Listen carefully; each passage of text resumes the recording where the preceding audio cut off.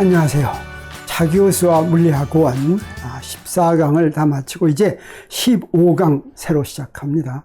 15강은 연력학 제2법칙으로 1학기의 마지막 강입니다. 15강 첫 번째 시간은 열기관에 대한 것입니다. 우리 14강에서 연력학 제1법칙을 배우면서 열현상에 대해서 잘 배웠었죠. 그리고 연력학 제1법칙은 연력학적 계에 적용되는, 연력학적 계라고 하는 것은 무수히 많은 입자들이 모여서 무질서하게 움직이는 그런 계가 연력학적 계라고 했죠.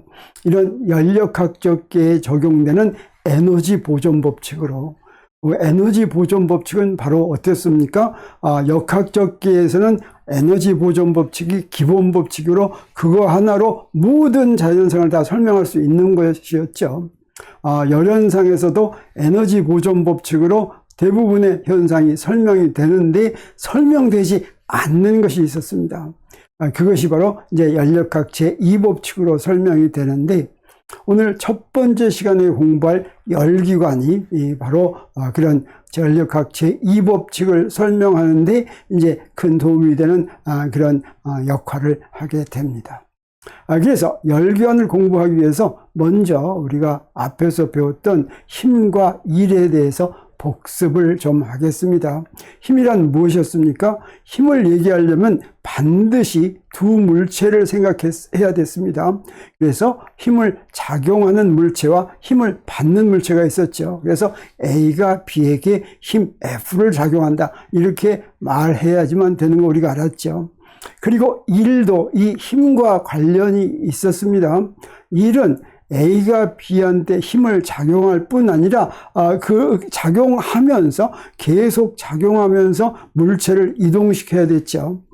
그래서 물체를 이렇게 시작하는 데서부터 끝까지 이동을 시켜서, 예를 들어서 D만큼 이동시켰다고 하면 A는 B에게 1 FD만큼의 일을 한다, 이렇게 얘기한다고 했죠. 물론 이때 이 F는 그 움직이는 동안 계속해서 일정한 힘 F를 작용했을 때 이제 이렇게 됩니다. 일정한 힘 작용하고 D만큼 이동을 시키면 FD만큼의 일을 한다, 이렇게 이야기한다고 했습니다. 그래서 A가 B한테 일을 한다고 얘기할 때는 반드시 두 가지 요소가 있습니다. 힘을 작용시켜야지 되고, 그러면 어떻게 해야 됩니까? 이동을 시켜야지 되죠. 이런 두 가지 작용을 할 때 일을 한다고 얘기를 하는 것이었죠.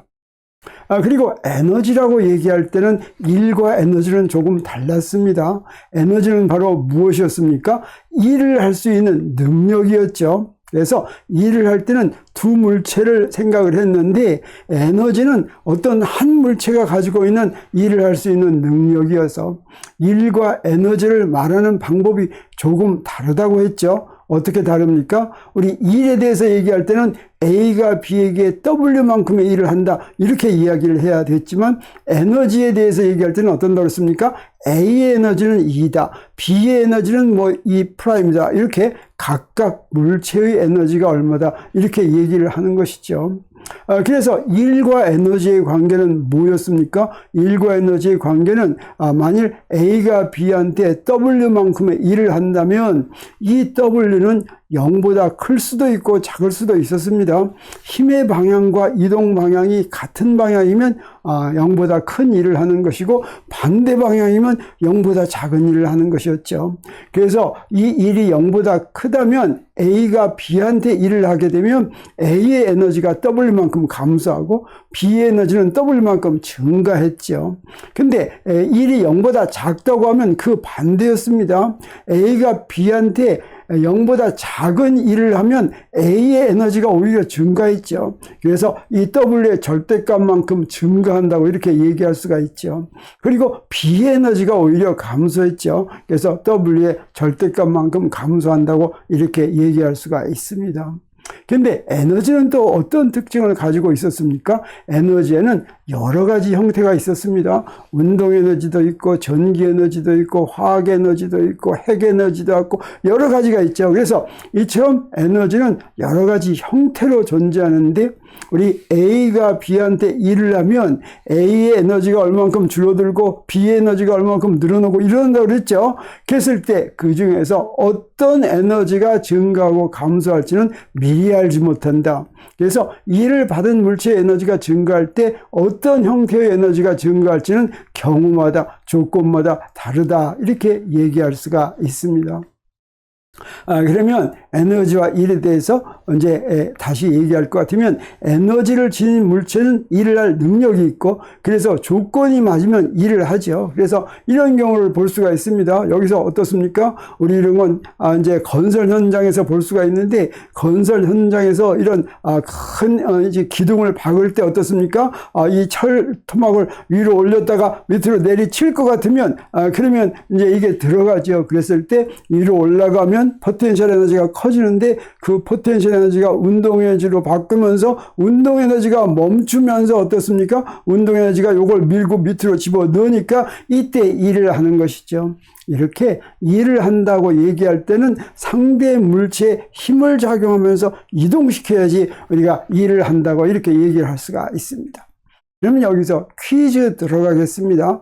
여기에 이제 우리 일을 이제 에너지를 가지고, 에너지라고 하는 건 일을 할 수 있는 능력이라고 했는데, 다음 여러 가지 형태 중에서 혹시 일을 하지 못하는, 또는 일을 하는데 직접 이용되지 못하는 에너지가 있다면 모두 고르라라고 하는 문제가 있다면 어떻게 고르겠습니까? 화학 에너지, 포텐셜 에너지, 원자력 에너지, 열 에너지, 이런 것들이 어떻습니까? 이 중에서 일을 좀 혹시 잘 못할 만한 게 있을 것 같습니까? 없을 것 같습니까?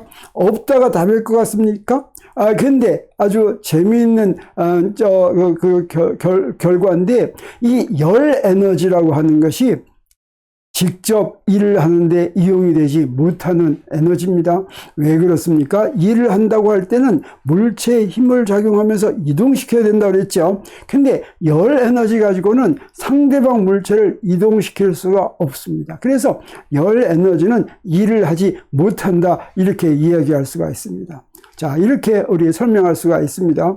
우리 여기에 온도가 높은 물체가 있으면, 이 온도가 높은 물체는 그 접촉한 다른 물체한테 어떻습니까? 열 에너지를 전달하죠. 우리가 그거 앞에서 우리 지난 14강에서 잘 배웠죠. 그래서 온도가 높은 물체에 온도가 더 낮은 물체를 접촉시키면 열 에너지가 높은 온도의 물체에서 낮은 온도의 물체로 이동은 합니다. 근데 이동을 하는데 열 에너지라고 하는 게 무엇입니까? 그 무수히 많은 구성 입자들이 무질서한 운동의 운동 에너지죠. 그 무질서한 운동의 운동 에너지는 어떤 특징을 가지고 있습니까? 그 물체가 전체로 이동하는, 다시 말하면 그 물체의 질량 중심이 이동하는 그런 역할은 못하고, 그 물체는 가만히 있으면서 그 안에서 무질서하게 이동하는 것이죠. 그래서 열 에너지를 받더라도 이건 일을 하지는 못한다라고 하는 것이죠. 그래서 열에너지의 특징은 뭐냐면, 이 높은 온도의 물체가 열에너지를 이동시키는 방법으로 온도가 낮은 물체에다가 일을 할 수는 없다고 하는 것입니다. 이동을 시킬 수가 없다고 하는 것이죠. 그래서 우리 이런 결론을 내릴 수가 있습니다. 열에너지를 많이 갖고 있는 뜨거운 물체라도 스스로 다른 물체에 일은 하지 못한다고 하는 것이죠. 그래서 우리 흔히 무엇이라고 얘기하냐면, 열 에너지는 쓸모없는 에너지다, 이렇게 얘기를 했습니다. 그래서 에너지를 지닌 물체가 다른 물체에 일을 하면 어떻습니까? 일을 하면서 에너지가 이동하면서 에너지의 형태가 한 형태의 에너지에서 다른 형태의 에너지로 바뀝니다. 이렇게 바뀌는데 맨 나중에는 어떤 형태의 에너지로 바뀌냐면, 맨 나중에는 열 에너지 형태로 바뀝니다. 열 에너지 형태에서는 이제 더 이상 일을 하지 못하니까 이제 열 에너지 말고 다른 에너지로 이동시킬 수가 없는 것이죠. 그래서 열 에너지가 되면 더 이상 일로 이용되지 못하는 그런 쓸모없는 에너지가 된다. 그래서 에너지가 소비된다. 열 에너지가 발생하면 에너지가 소비된다, 이렇게 얘기합니다. 열 에너지는 쓸모없는 것으로 알고 있었죠. 그런데 굉장한 일이 벌어집니다. 언제 벌어지냐면 18세기에 굉장한 일이 벌어지는데 무슨 일이 벌어지냐면 이 열을 이용해서 열을 가지고 일을 할 수 있는 기계를 만든 것입니다. 열을 일로 바꾸는 기계가 발명되었습니다. 이 열을 일로 바꾸는 기계를 뭐라고 부르냐면 열기관이라고 부르죠. 그게 바로 히트 엔진입니다. 오늘 우리가 공부하는 제목이 바로 이 열기관이죠. 그래서 이 열을 일로 바꾸는 기계를 사람이 만들었습니다. 그러니까 무슨 일이 벌어졌냐? 사실은 우리가 사람들이 살려면 누군가는 일을 해야 되죠. 일을 해야 되는데 일을 할 일이 많기 때문에 사람이 점점 많아지면서 일을 할 일은 많은데 이제 사람이 계층으로 나누면서 어떻게 됐습니까? 일을 하는 계급이 있고 일을 하지 않는 계급이 있고 그렇게 생겼습니다. 일은 반드시 해야 되기 때문에. 그래서 열기관이 없던 시대에는 사람이 직접 일을 해야 했기 때문에 대규모의 하층 계급이 필연적으로 존재했습니다. 그래서 심지어 노예도 반드시 필요했죠. 근데 열기관 출현으로 이제 결국 어떻게 됐냐면 인간이 아니라 기계가 인간의 일을 대신하게 되니까 이런 일을 해야지만 하는 그런 하층 계급이 필요 없이 기계한테 모두 맡길 수 있는 그런 기반이 마련된 것이죠. 그래서 열기관의 출현으로 우리 인류가 계급을 따지지 않고 다 잘 살 수 있는 그런 노동에서 해방되는 기반이 마련됐다, 이렇게 얘기할 수 있습니다. 그래서 사실 이 열기관의 발명이야말로 굉장한 일이다, 이렇게 얘기할 수가 있죠. 그래서 열기관으로 두 가지를 얻는데 지금 방금 말한 하나, 인류 전체가 풍요롭고 편안한 삶을 누릴 수 있는 기반을 열어준 우리가 이런 열기관을 만들어줌으로써 18세기에 산업혁명이 일어나고 그 다음에 이제 많은 것을 제품을 생산할 수가 있게 됐고 그다음에 모든 것이 편리해지고 전기기관으로 기차도 생기고 선박도 생기고 그래서 삶이 굉장히 행복해졌죠. 근데 우리 물리에서 지금 15강 우리 물리에서 첫 번째 시간에 열기관을 배우는 것은 사실은 이것 때문에 배우는 게 아닙니다. 산업혁명 하는 거 배우자고 배우는 게 아니라 두 번째입니다. 이게 두 번째는 뭐냐면 연력학 제2법칙을 표현하는 연력학 제2법칙을 엔트로피라는 물리량을 가지고 이제 표현하는데 이 엔트로피를 정의하는 도구로 열기관이 이용되는 것입니다. 그래서 오늘 우리가 열기관을 도입한 이유는 사실은 연력학 제2법칙을 이제 배우기 위해서 열기관을 도입한 것입니다. 아무튼 열기관이 어떻게 출현하게 됐는지 한번 보기로 하겠습니다. 열기관이란 무엇이라고 했습니까? 열 에너지를 이제 일로 바꾸는데 그러기 위해서는 역학적 에너지로 바꿨다, 이렇게 얘기할 수가 있습니다. 그러니까 열 에너지를 역학적 에너지로 바꿔서 일을 하는데 이용할 수 있게 만든 장치를 이게 열기관이라고 할 수가 있는데 이 오래전에도 역사적으로 아주 옛날에도 일종의 열기관의 개념이나 그런 것들은 만든 적이 있었지만 실제로 적용되어서 실생활에 이용된 첫 번째 열기관은 뉴커먼 엔진이라고 하는 것이고 이것은 영국에서 1712년에 이제 출현했습니다. 이게 발명 뉴커먼이라는 사람에 의해서 발명이 됐고 그 다음에 이 뉴커먼 엔진은 사실은 열 효율이 별로 좋지 않고 이제 그래서 경제적으로 크게 이득이 되지 않았는데 이것을 개선한 사람이 누구냐면 바로 제임스 와트입니다. 그래서 제임스 와트의 전기기관이 출현해서 본격적으로 열기관이 산업에 이제 이용이 되게 된 것이죠. 그래서 뉴커먼 엔진이 어떻게 나오게 됐고 그것이 어떻게 제임스 와트의 전기기관으로 발전하게 됐는지를 한번 돌아보기로 하겠습니다. 뉴커먼이라는 사람은 이런 사람입니다. 최초로 실용 가능한 전기기관을 만든 발명가인데 영국 사람이죠. 금속 가공업자로 광산의 배수 문제를 해결하기 위해서 전기기관을 개발을 했습니다. 17세기에 이제 그 석탄 광산에서 이제 파는데 점점 파면 팔수록 더 깊이 파야 됐죠.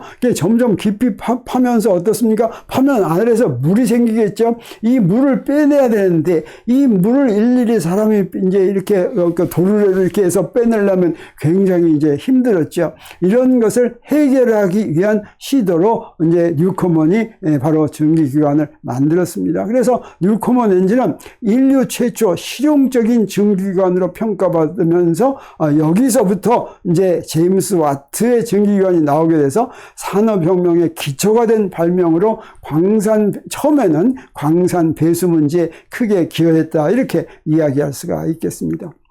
뉴코먼 엔진은 18세기에 영국과 유럽 광산의 표준 장비로 널리 사용이 됐습니다. 그래서 1912년에 최초 설치됐는데 이 뉴코먼 엔진은 60년에 걸쳐서 18세기 중반까지 100대 이상 가동된 것으로 이렇게 이제 알려졌습니다. 그리고 뉴코먼이 이걸 좀 개량해 가지고 이제 더 경제적인 걸로 만들려고 애를 썼지만 크게 성공하지는 못해서 뉴코먼은 경제적으로는 성공을 거두지 못했었습니다. 그러면 뉴코먼 엔진이 어떻게 생겼는지 보겠습니다. 사실은 아주 간단합니다. 자, 이렇게 생겼습니다. 그래서 여기에서 이제 불을 떼면 증기가 이렇게 나와가지고 저쪽에서부터 저기다 두레박을 해가지고 이제 물을 길어 오르는 그런 것입니다. 그래서 이건 왕복 운동만 하는 이런 엔진이었는데 여기 A가 여기 있죠. 여기를 갖다가 열었다 닫았다 합니다. 열었다 닫았다 하면 이때 A가 열면 증기가 실린더로 들어갑니다. 여기에 있는 증기가 실린더로 들어가지고 위로 쫙 올라갑니다. 그러면 저게 밑으로 내려가는 것이죠.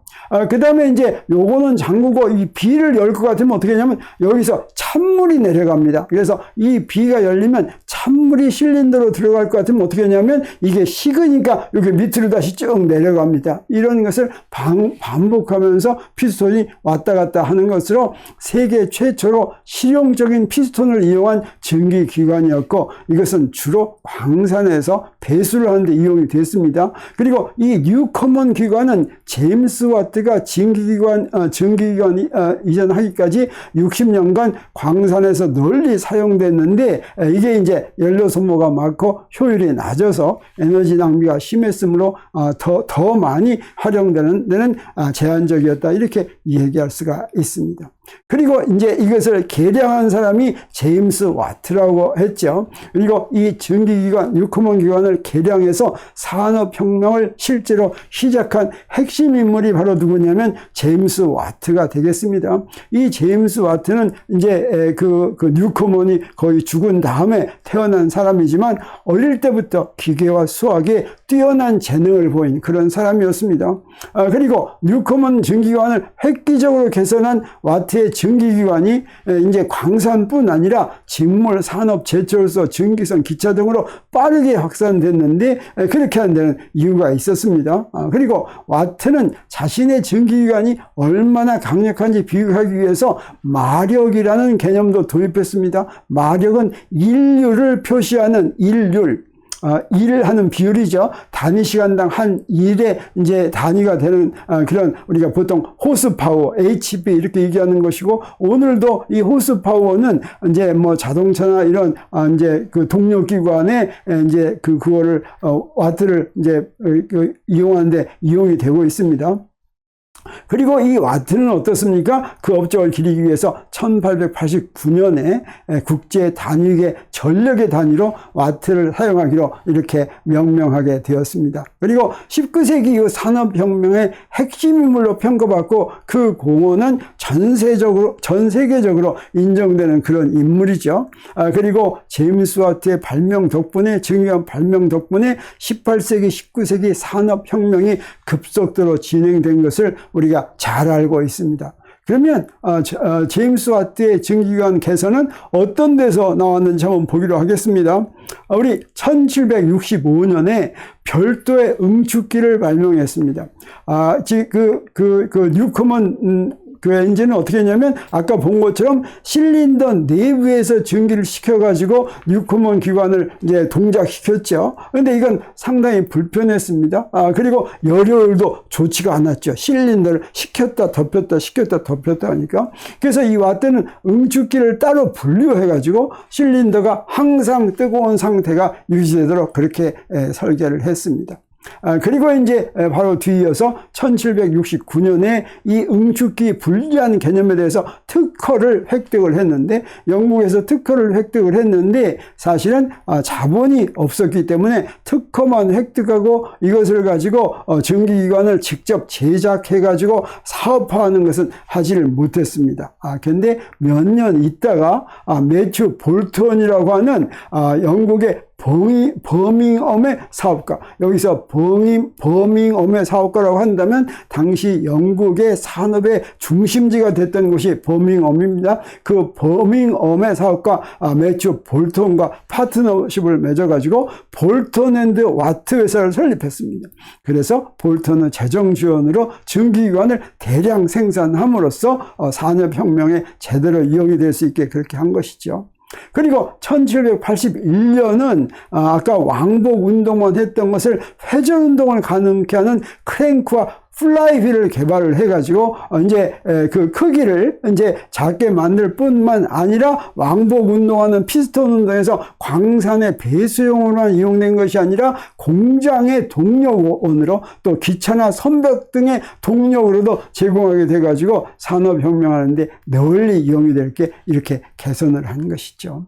근데 이런 산업혁명의 열기관이 이용됐다라고 하는 건 오늘 우리가 15강에서 배우는 목표가 아니라고 그랬죠. 그러면 열기관은 어떤 그걸 가지고 있었냐면 이렇게 두 가지가 있었습니다. 하나는 산업혁명에 기여를 했고, 또 하나는 연력학 제2법칙을 이제 잘 표현하게 만든 엔트로피의 개념을 알게 하는데 열기관이 크게 기여했습니다. 그래서 우리는 이제 이 열기관에서부터 이 열기관이 어떻게 이 연력학 제2법칙을 이제 그 수식화하는데 기여했는지 하는 것 쪽으로 우리 계속해서 공부를 계속하기로 하겠습니다.